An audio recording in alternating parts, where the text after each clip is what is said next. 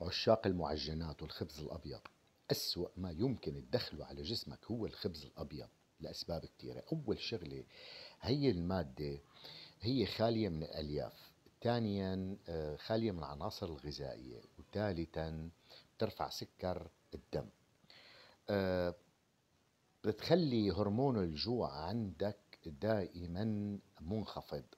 ايمت ما اكلت خبز الابيض رح تشعر بشبع وهمي، يعني انت دائما مهما اكلت بعد فترة رح ترجع تجوع ورح ترجع تاكل، وللأسف هذا الشيء رح يشكل دهون، بيساهم بتشكيل الدهون الحشوية حول البطن، وبشكل دهون أيضا حول الكبد. لذلك دائما ينصح بالابتعاد عن المعجنات وعن الخبز الأبيض. في بدائل كتير كتير عن الخبز الأبيض، مثل خبز الشعير، خبز الشوفان، خبز الحمص، خبز العدس، وفينك تعملهم بالبيت. بالإضافة لخبز الشوفان رح أحكي عنه، غني بالفيتامينات والعناصر الغذائية والألياف.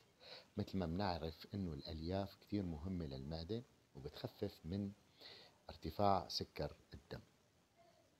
لذلك هذا النوع من الغذاء مباشرة يخزن بالجسم وبيعمل لك مشاكل هضمية، خصوصا انه يحتوي على الجلوتين.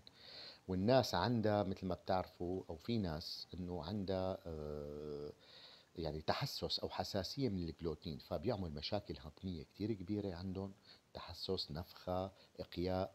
فلذلك يفضل تجنب المعجنات والخبز الابيض.